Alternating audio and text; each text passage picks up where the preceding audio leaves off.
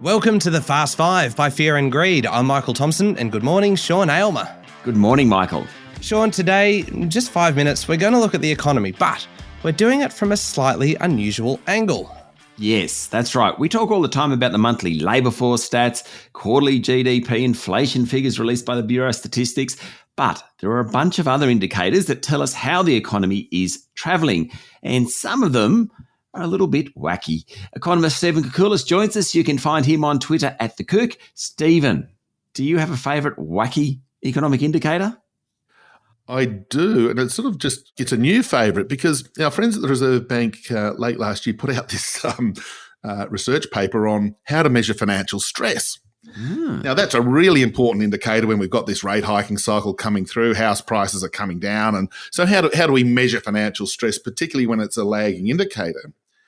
And the Reserve Bank, in their wisdom, started looking at Google searches for negative things to do with financial stress and social media. Twitter, for example, how many times people mentioned loan arrears or mortgage increases or defaults and these sorts of things. And they came up with some sort of measure that says that if you look at the Google count on bankruptcy, fear of bankruptcy, credit problems, you actually had a fairly good indicator that there was financial stress occurring in the community. Wow. That's quite fascinating. Now, I do like what they call the skinny tie width indicator, which apparently men purchase more neckties during tough times. The idea is that they're giving the impression that they're employed.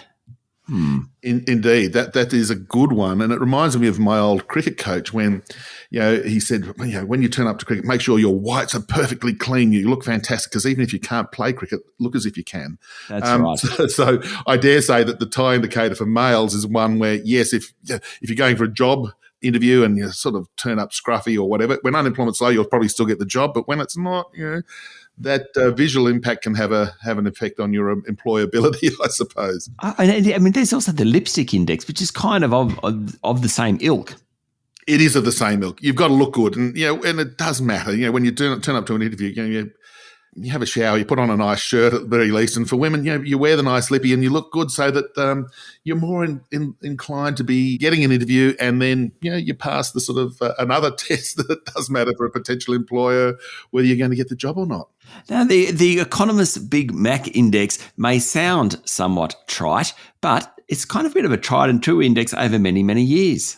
Yes, the economists look at the price of a Big Mac in various countries to try to work out the fair value for particular exchange rates, because a Big Mac's the same wherever you buy it, whether you buy it in Australia or Taiwan or the UK or South Sudan or wherever it is. And they work out the price in US dollar terms using the local currency as the benchmark. And where it's obvious that a Big Mac is very expensive in US dollar terms, it suggests that the currency is massively overvalued and vice versa. So it's actually one of these nice little indicators that the Economist magazine trot out every 6 months or so to work out which currencies are overvalued, undervalued, using the price of a Big Mac as a benchmark. In the old days, we had the gold standard.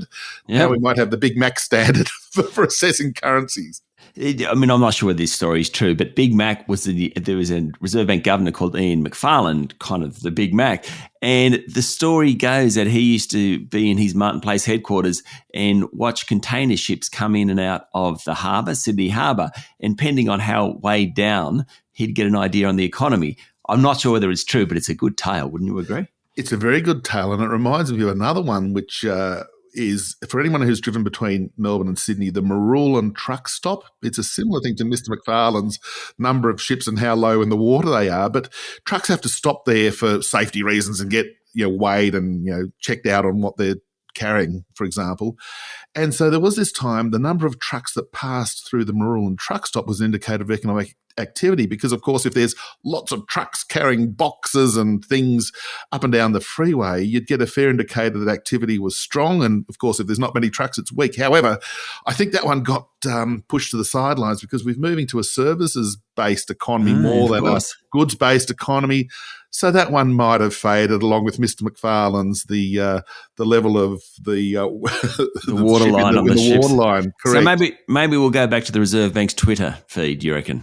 The Twitter feed, when people are sort of saying things are gloomy, or they're searching for these, very unpleasant sort of things on Google for, crisis and losses and money problems, it's an indicator that there's financial stress.